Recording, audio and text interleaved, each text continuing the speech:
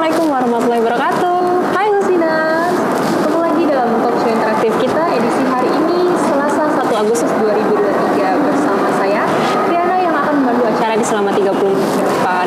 Nah Lusinas, tema kita hari ini yaitu tentang menyusui dan bekerja bukan pilihan tapi tanggung jawab. Wah, sangat menarik banget nih Lusinas tema kita hari ini.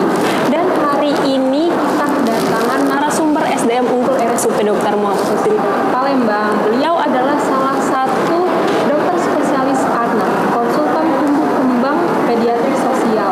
Beliau adalah Dr. Yudianita Kusuma, SPAK, MKes Bu Dokter, Bu Dokter. Ya, betul. Jadwal beliau ini ada di Geraha Eksekutif Senin sampai Kamis pukul 9 sampai dengan 11 dan Selasa, Rabu, Jumat di pukul 8 sampai 9.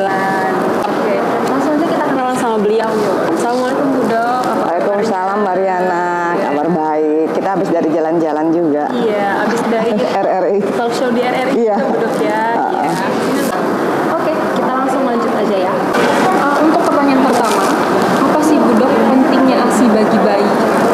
Ya, sebenarnya kalau ASI fungsinya sih sebenarnya udah banyak banget ya. Udah pada tahu semua, malah udah deh dok, saya udah tahu fungsinya ASI untuk anak, untuk ibu, untuk negara, untuk keluarga dan untuk negara. Kalau untuk anak udah jelas ya, itu konsumsi utamanya, makanan utama bayi baru lahir sampai usia 6 bulan hanyalah ASI. Jangan berikan makanan lain, kecuali memang ada indikasi medis ya. Jadi manfaatnya itu adalah nutrisi yang sesuai, bukannya yang lebih banyak kandungannya atau jauh lebih banyak dari susu formula, bukan, tetapi dia sesuai.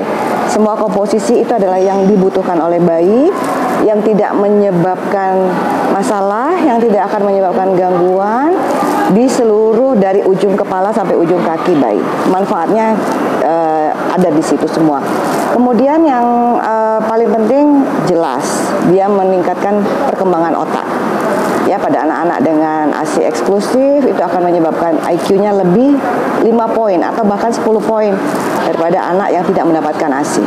Ya, sehingga tentu saja itu akan penting sekali, hampir di semua lini kehidupan anak itu disupport oleh ASI. Jadi banyak sekali kalau kita bicara soal manfaat ASI.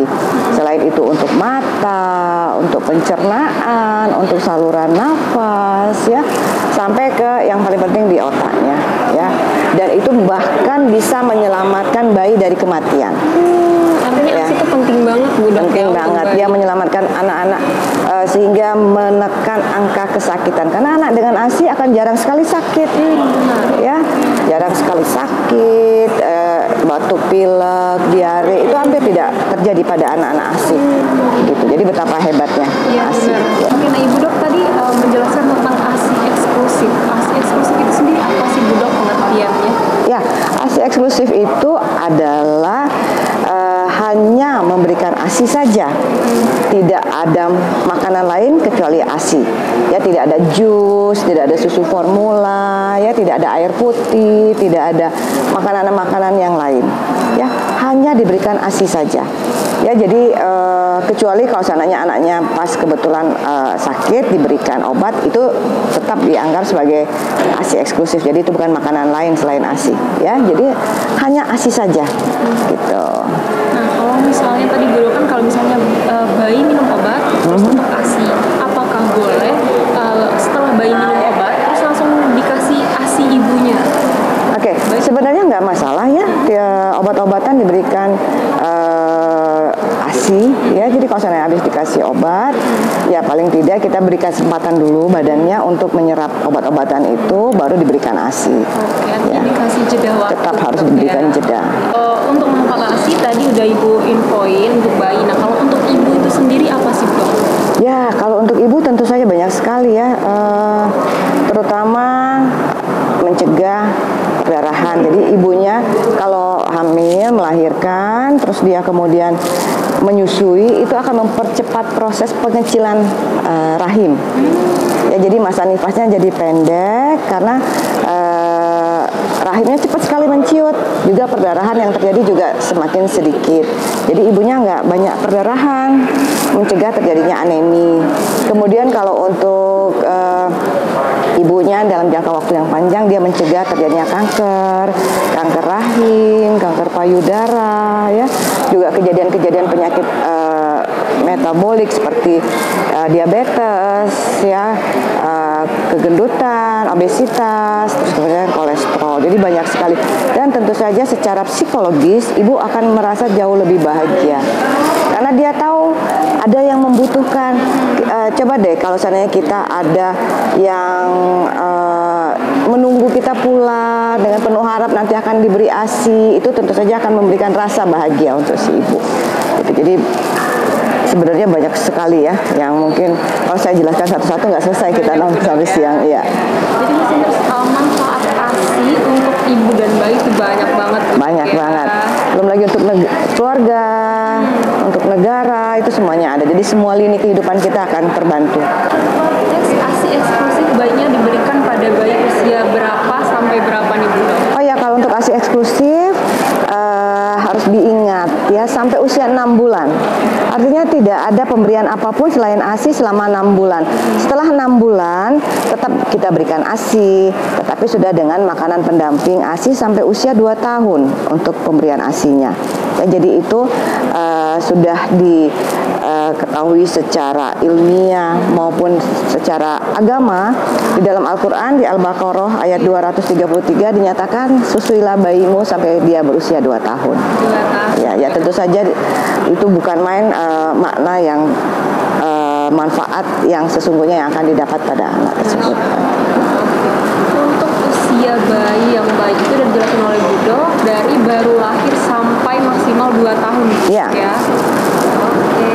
Nah, dalam waktu 24 jam berapa kali bayi harus diberikan ASI yang baik Bu Dok? Dalam satu hari? Dalam satu hari ya. Itu tergantung usia bayi.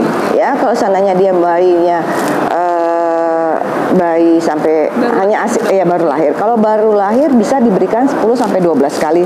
Jadi setiap 2-3 jam. 2 sampai 3 jam. Ya, tapi kita tidak harus saya 2 jam ya nenen. Terus dia mau minta lagi.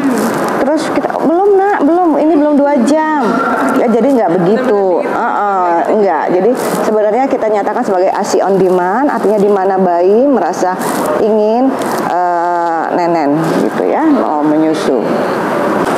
Jika ASI diberikan kepada bayi usia di atas dari 2 tahun, apakah masih bermanfaat bagi pertumbuhan bayi Bu Dok? Ya, kalau untuk pertumbuhan tentu saja ASI adalah cairan yang dari surga ya, golden liquid ya, heavenly liquid. Tentu saja dia tidak akan memberikan dampak yang merugikan dari sisi ASI-nya, komponen ASI-nya.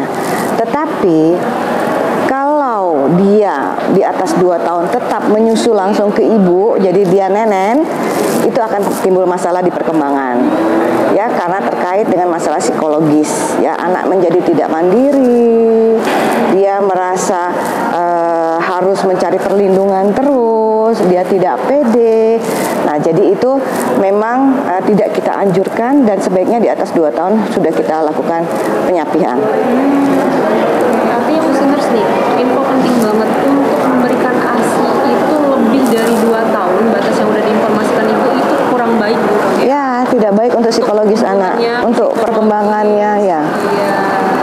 Oke, jadi listeners di rumah dapat menginformasikan nih live kita hari ini ke teman-teman, saudara dan keluarga, karena hari ini informasinya itu penting banget mengenai ASI, apalagi ibu-ibu muda nih Bu Dok ya. Ya.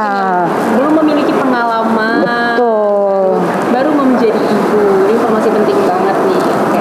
Langsung next pertanyaan selanjutnya, bagaimana mengetahui bahwa bayi mendapatkan ASI yang cukup nih Bu Dok?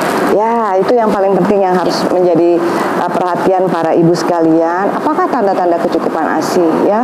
Tanda-tanda kecukupan ASI itu antara lain ya, dia pipisnya minimal 6 kali dalam 1 hari. Minimal ya 6 kali. Kadang-kadang dok saya nggak bisa ngitung dok karena dia pakai pampers ya. Kita bisa caranya adalah bisa menimbang ya dari pampersnya, atau juga kita bisa lihat pampers itu penuh, bisa 5-6 kali pipis sebenarnya ya. Ada yang 3-4 kali kalau minumnya memang banyak, 3-4 kali. Kita hitung aja berapa kali kita ganti pampers ya. Kalau kita ambil aja minimal, kalau pampersnya penuh itu minimal dia 3 kali pipis ya. Artinya 2 kali ganti pampers aja dia sudah cukup ya. Terus kemudian tanda kecukupan yang lain adalah kenaikan berat badan sesuai dengan umur. Ya, kalau untuk bayi di bawah usia 1 bulan, kenaikan per harinya itu 30 gram per hari. Jadi kita lihat ya. Kemudian 1-3 bulan kenaikannya mulai turun lagi 25 gram per hari. Ya, jadi kita hitung kenaikan berat badannya. Terus kemudian adalah pada saat bayi menyusu, kemudian dia melepaskan dan tertidur. Artinya dia sudah kenyang secara natural ya. Jadi dia lepaskan putingnya. Kemudian payudara yang tadinya berat ya penuh itu pada saat diberikan ASI itu dihisap oleh bayi dia menjadi lunak dan kosong. Itu artinya bayinya sudah isi payudara sudah pindah ke lambung bayi. Jadi itu tanda-tanda kecukupan. Dan yang lain adalah bayinya bayinya tertidur pulas karena di dalam ASI itu ada hormon ya yang membuat bayi akan bisa tertidur dengan nyenyak. Mungkin itu Mariana sedikit yang bisa saya sampaikan selain tanda-tanda kecukupan ASI. Ya, jadi jangan pernah khawatir ASInya tidak cukup. Tapi kalau seandainya memang ada kondisi yang mengkhawatirkan, memang sebaiknya kita periksakan. Konsultasi. Ya. Nah, nih Bu Dok, ada pertanyaan yang masuk nih dari Husinas. Ini dari Mbak Leni Yuspitasari ini. Dokter, saya penderita hepatitis dengan pemeriksaan darah reaktif. Apakah ada dampak terhadap ASI saya untuk anak? Oh ya, terima kasih Mbak Leni yang sudah mengajukan pertanyaan mengenai orang ibu yang penderita hepatitis B yang reaktif ya. Jadi kalau seandainya dia baru saja melahirkan bayi, bayi akan mendapatkan perlindungan dalam bentuk imunisasi hepatitis B dan imunoglobulin hepatitis B ya. Yang penting bayi langsung mendapatkan perlindungan seperti itu karena supaya mencegah terjadinya transfer ya secara vertikal dari ibu ke bayi untuk hepatitis B. Untuk ASI sebenarnya tidak ada halangan seorang ibu yang dengan hepatitis B itu untuk memberikan ASI-nya. Kenapa? Karena bayi sudah terlindungi. Kemudian juga virus hepatitis B itu tidak lewat ke ASI. Tidak melalui ASI sehingga aman. Tidak menular melalui ASI. Tetapi yang harus diperhatikan, kita tahu bahwa virus hepatitis B itu akan berada di plasma atau di cairan tubuh yang lain ya. Jadi upayakan jangan ada perlukaan pada puting. Ya, jadi biasanya kalau pada ibu-ibu dengan hepatitis B reaktif kita anjurkan untuk menggunakan nipple shield ya. Jadi ada karet ya supaya tidak ada yang luka karena kalau ada jaringan yang luka pada puting, nah di situ virus hepatitis B-nya akan menular ke bayi. Jadi bukan dari ASI-nya ya. Mungkin itu. Oke Mbak Leni ya, itu pertanyaan udah jelas di informasi dari dokter. Jadi untuk menghindari penularan itu, kalau untuk dari ASI sendiri nggak menular Bu Dok ya? Ya, kalau dari ASI tidak ada virus hepatitis B-nya, nggak masuk di situ. Ya, jadi aman. Nggak menghalangi untuk tetap ASI Bu? Iya, tidak menghalangi untuk pemberian. Cuman hanya ada beberapa catatan khusus yang harus diperhatikan. Oke, apakah udah jelas Mbak Leni? Oke, next ya. Pertanyaan selanjutnya dari Selenova Nila. Hai Mbak, ini pertanyaan pagi dokter. Gimana cara kita menghasilkan ASI yang sehat untuk bayi kita? Adakah makanan yang harus dikonsumsi dan makanan yang harus dihindari Bu Dokter? Ya, terima kasih Mbak Selenova Nila ya. Ini pertanyaan yang bagus dan saya sangat happy dengan pertanyaan ini. Kenapa? Karena antusiasnya ingin tetap memberikan ASI pada bayinya. Untuk memproduksi ASI yang sehat tentu saja ibunya harus mempunyai makanan yang sehat dengan nutrisi yang seimbang. Ya, prinsipnya adalah seimbang. Bukan berarti karena ini bagus jadi kita berlebihan. Tentu saja yang berlebihan itu justru akan membuat satu gangguan keseimbangan lainnya. Ya, tetap dengan nutrisi yang seimbang. Artinya komposisi protein, karbohidrat, lemak, dan mikronutrien lainnya harus seimbang ya. Jadi yang bisa saya sampaikan adalah ya makanlah yang ada di sekitar kita ya, dengan kearifan lokal, dengan makanan yang tidak diproses. Artinya itu adalah makanan yang natural, segar, yang kita olah sendiri. Tentu saja makanan-makanan instan tidak dianjurkan, mie instan, terus bubur instan, semuanya yang dikemas, minuman-minuman instan ya. Jadi di lingkungan kita sudah banyak sekali tersedia makanan-makanan yang bergizi ya. Jadi tidak usah kita mikir, oh karena saya menyusui saya mesti yang organik bisa. Itu memang paling baik, tetapi karena harganya mahal ya jangan sampai jadi karena tidak mendapatkan makanan organik misalnya sehingga memutuskan untuk tidak menyusui ya. Karena tubuh akan melakukan satu proses yang melakukan filternya sendiri. Mungkin itu saja. Dan tadi ada pertanyaan juga yang harus dihindari. Tentu saja makanan yang harus dihindari tadi ya alkohol ya, makanan-makanan yang berproses jadi mengandung MSG ya, kaleng-kalengan seperti itu. Sejauh ini untuk makanan yang fresh itu semuanya baik. Oke Mbak, Selepo Vanilla, susah banget namanya. Nah, udah dijawab sama Bu Doknya. Jadi kalau untuk makanan-makanan yang sehat dan yang untuk dihindarin itu seperti makanan kaleng, makanan cepat saji, ya, minuman-minuman kaleng itu dihindari. Ya, betul. Oke, selanjutnya banyak banget nih pertanyaan yang masuk nih. Ini dari Mbak Latifa _21. Dok, maaf tanyanya di luar tema. Anak saya usia 2 tahun 11 bulan, kurus tapi belum bisa bicara dua kata, makannya susah sedikit. Kalau sakit batuk pilek, cepat sekali turun berat badan. Bagaimana Bu Dok? Apakah harus dibawa ke dokter untuk konsul gizi? Gimana Bu Dok sebaiknya? Oke, ini anaknya umur berapa ya? 2 tahun 11 bulan Bu Dok. Kayaknya pertanyaannya ada di luar Instagram deh. Oh, di luar Instagram. Ya, jadi anaknya belum bisa bicara usia 2 tahun 2 tahun 11 bulan. 2 tahun 11 bulan itu makannya susah Bu Dok. Makannya susah. Artinya ada sesuatu yang terjadi ya, yang harus kita ketahui. Tumbuh dan kembang itu adalah proses yang berbeda. Dia tidak mau makan, itu menyebabkan gangguan pertumbuhan sehingga berat badannya susah naik ya, dan terlihat kurus. Jadi itu harus kita evaluasi, kita cari tahu ya ada apa. Yang terbanyak adalah karena asupan nutrisi yang kurang ya. Kenapa dia nggak mau makan? Itu yang harus kita cari tahu.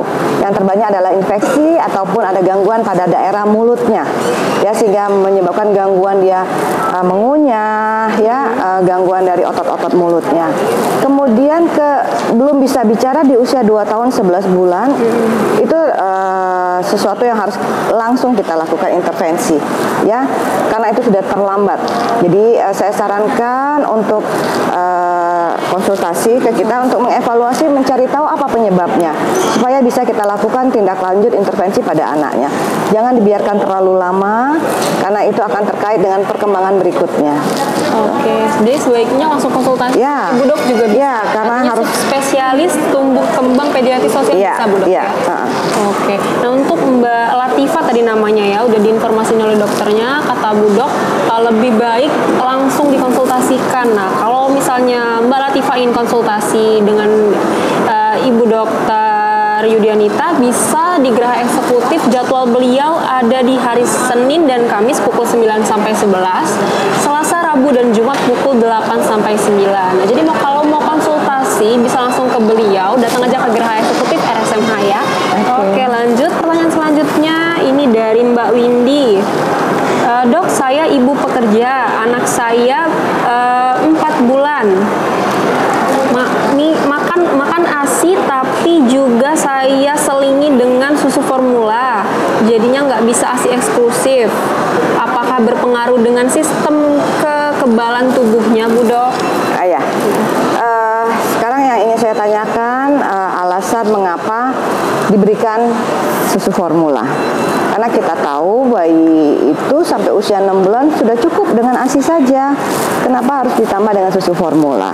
Karena kita tahu komposisi dari susu formula itu banyak sekali dampak negatifnya, ya. Walaupun dia digandeng, ya memang banyak sekali itu praktek seperti itu ibu-ibu memberikan ASI tetapi juga memberikan susu formula karena takut ASINya kurang, ya. Padahal itu sesuatu praktek yang tidak tepat, ya. Disayangkan sekali karena harus digandeng dengan susu formula. Tadi seperti yang sudah saya sampaikan, tanda-tanda kecukupan ASI kita bisa pantau dengan kenaikan berat badannya, sehingga bayi akan tetap mendapatkan ASI eksklusif.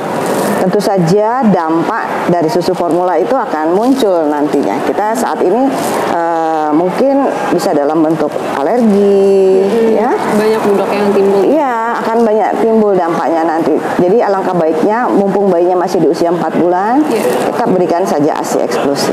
Ya, kembalikan lagi hanya memberikan ASI saja walaupun sudah tidak eksklusif, ya. Saat ini mungkin itu, Mbak. Berarti artinya untuk susu formulanya mungkin dikurangi Bu Dok, ya. Stop aja. Di stop aja karena tujuannya untuk apa? Gitu loh. Kita jangan berpikiran memang betul pertumbuhan itu harus kita jaga dengan kenaikan berat badan. Tetapi kalau seandainya kita memaksakan anak itu hanya fokusnya di berat badan tanpa memperhatikan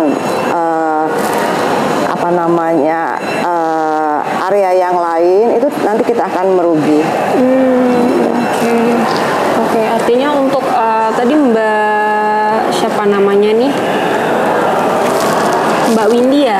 Untuk Mbak Windy itu untuk susu formulanya diberhentikan dulu, lanjutkan untuk ASI eksklusif Bu Dok, ya. Iya, karena tidak ada manfaatnya diberikan susu formula untuk apa? Gitu. Oke, udah jelas Mbak ya Windy, ya. Next, pertanyaan selanjutnya dari H321 Yanto.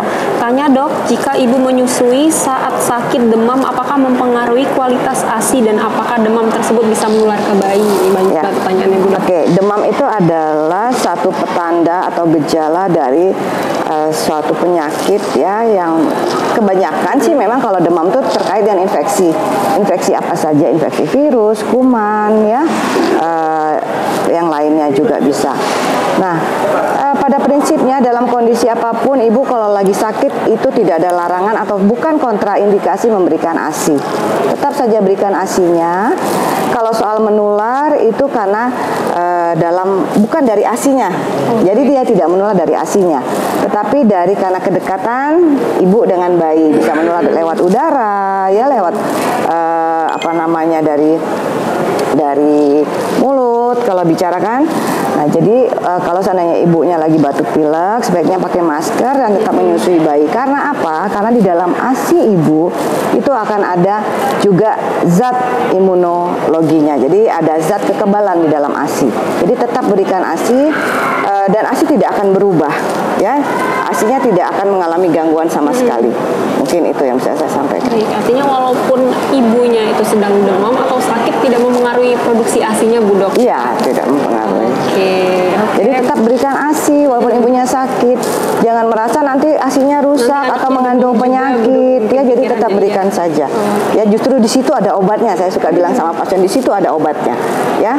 Jadi jangan ragu, jangan takut. Kalau seandainya memang ibunya merasa sakitnya berat, ya, mungkin ASINya bisa dipompa dulu, diberikan ke bayinya dengan sendok, dengan gelas, gitu, atau dengan pipet. Mengenai ASI, bagaimana sih Bu Dok cara menyimpan ASI yang baik agar tidak merusak kandungan gizi pada ASI? Ya, itu ada beberapa tempat yang kita bisa lakukan untuk penyimpanan. Kalau ASI habis diperah di suhu ruangan seperti ini di 27 derajat, itu bisa bertahan 4 jam. 4 jam. Ya, 4 jam. Terus kalau seandainya kita mau simpan, kalau ibunya kerja, dia pompa, dia disimpan di cool box, ya, itu bisa 1 kali 24 jam.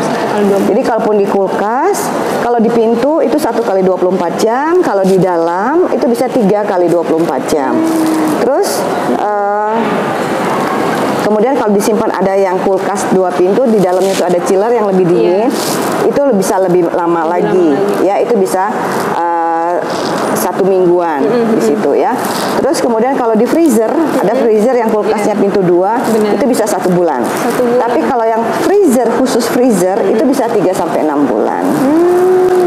Tapi kalau misalnya di freezer itu mengganggu kandungan dari gizi ASI itu sendiri nggak sih Bu Dok? Kalau ASI sebenarnya dia tidak mengganggu, ya, tidak merusak. Tidak. Tapi hanya komponen-komponen yang hidup yang akan berkurang, ya, karena di dalam ASI itu ada sel hidupnya, ada limfosit, ada leukosit. Tetapi kalau dia disimpan di freezer, komponen yang lain itu tetap stabil, tetapi komponen yang sel-sel sel-sel hidup di dalam ASI itu akan mati. Tapi akan jauh lebih baik tetap fungsinya ketimbang dari susu formula. Ya. Berarti masih tetap lebih bagus ASI. Tetap, ya. Jadi dia cuma zat hidupnya saja yang mati. Kalau misalnya cuma di kulkas aja nih Bu Dok, lemari es aja nggak dimasukin di freezer, sel-sel yang baik tadi tetap mati atau enggak? Ya, tetap mati. Tetap mati juga. Karena Jadi dia sama aja. karena dia umurnya cuma 4 jam sebenarnya. Dalam keadaan hidup itu dia hanya 4 jam. Oke. Artinya kalau misalnya di suhu ruangan nih Bu Dok, biasanya kan bayi itu kadang nggak habis minum susunya. Lebih dari 4 jam nggak balik lagi dikasih ke bayi Bu Dok ya. Dibuang aja. Oke. Tidak boleh digunakan kembali. Begitu juga susu yang sudah disimpan di kulkas, dikeluarkan dan tidak habis, nggak boleh masuk kulkas lagi, harus dibuang. Karena dia sudah mulai ada proses dari dingin atau dari beku ke suhu normal, nah itu sudah merusak. Ya, sudah sebaiknya tidak kita berikan lagi karena sudah terkontaminasi juga bisa. Oke, listeners, ini informasi penting juga nih. Jadi untuk susu ASI, kalau misalnya di suhu ruangan itu udah 4 jam, nggak boleh lebih lagi, nggak boleh lebih dari 4 jam, itu nggak boleh dikasih lagi sama bayi Bu Dok. Iya, sudah tidak boleh diberikan. Diganti dengan yang baru mungkin atau dibuang aja. Ya, dibuang saja. Iya. Next, pertanyaan selanjutnya. Nah, untuk ASI yang udah di freezer nih Bu Dok ya, cara memberikannya ke bayi itu kan masih dingin. Untuk biar tidak merusak zat-zat yang baik itu gimana sih Bu Dok cara ngasihnya? Kalau dari freezer ya beku sekali, kita tidak langsung memanaskan. Sebaiknya dari freezer kita turunkan ke kulkas bawah, jadi dia mencair dulu. Jadi kalau seandainya ibu besok mau bekerja, malam ini ibu udah turunin dari freezer ke kulkas yang biasa atau di pintu. Nanti setelah dia cair baru boleh dihangatkan. Jadi dihangatkan itu dengan air panas di dalam mangkok, terus botol ditaruh di situ. Sampai dia suhu ruangan dan baru diberikan ke bayi. Air hangatnya tuh ada suhu khusus nggak Bu Dok? Ya, jadi tidak lebih dari 70. Ya kan biasanya kan nggak terlalu panas ya, di atas suhu antara 30 sampai 60 derajat aja cukup kok. 30 sampai 60 derajat Bu Dok ya. Jangan yang mendidih sekali. Iya, takutnya nanti air rusak, ASI masuk dipanasin Bu Dok, kayak manasin air. Enggak, jangan. Dia tidak boleh di atas api manasinnya. Jadi di atas air panas saja. Air panas aja ya. Mitos atau fakta, ibu menyusui jika stres dapat mengurangi produksi ASI, benar nggak Bu Dok? Mitos atau fakta? Oh, itu bukan mitos ya, itu fakta. Fakta. Jadi nggak boleh dibuat stres ibu hamil. Ya, jadi mari para suami, buatlah istri-istri kalian bahagia pada saat menyusui. Ya, di belakang memang. Karena apa? Karena semuanya kalau seseorang itu stres, dia akan membuat blocking dari semua sistem di tubuhnya. Bukan hanya ASI. Ya, jadi semuanya jadi berhenti karena dia ada mekanisme negatif, ya. Jadi otomatis ibu-ibu yang stres, otomatis produksi ASI pun akan berkurang. Itu bukan mitos, tapi itu fakta. Jadi mari kita buat semua ibu yang sedang menyusui itu dalam keadaan bahagia, happy, senang, sehingga dia betul-betul bisa menyusui juga dengan happy. Bayi yang minum ASInya juga happy. Oke, nah jadi artinya pertanyaan ini mitos atau fakta? Jika ibu yang menyusui stres dapat mengurangi produksi ASI itu fakta. Nah, jadi buat para husiners, apalagi para suami nih harus kena nih, harus membahagiakan istrinya apalagi yang lagi menyusui Bu Dok ya, biar ASInya lancar. Pertanyaan terakhir Bu Dok, bagaimana tips dan trik untuk ibu pekerja yang harus tetap menyusui nih Bu Dok? Ya, tips and trik tetaplah bahagia, itu kuncinya. Yang pertama adalah bahagia. Dan terimalah keadaan bahwa kita sedang menyusui bayi, sehingga ada satu makhluk yang bergantung pada hidupnya kepada kita. Jadi tetaplah menyusui sambil bekerja dan bekerja sambil menyusui, karena semuanya bisa kita lakukan, karena semua wanita adalah wanita yang hebat. Jadi tetaplah menyusui meskipun bekerja, karena setetes ASI di dalam nadi mereka itu akan membuat satu kesejahteraan, kebahagiaan, dan kesuksesan pada generasi kita mendatang. Oke, Masya Allah. Tepuk tangan dulu dong, terharu nih Bu Dok.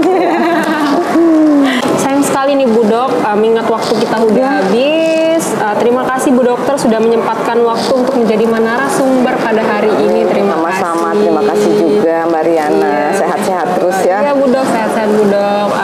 Informasi yang Ibu Dok berikan hari ini sangat bermanfaat banget nih Bu Dok. Oke. Untuk Husiners juga terima kasih yang udah bergabung di live Instagram kita dari awal sampai akhir. Jangan lupa untuk pantengin terus Instagram kita di @rsmhpromkes karena banyak sekali informasi-informasi terkait kesehatan. Ya. Oke, akhir kata saya Riana pamit undur diri. Wabillahi taufiq wal hidayah. Wassalamualaikum warahmatullahi wabarakatuh. Waalaikumsalam warahmatullahi wabarakatuh.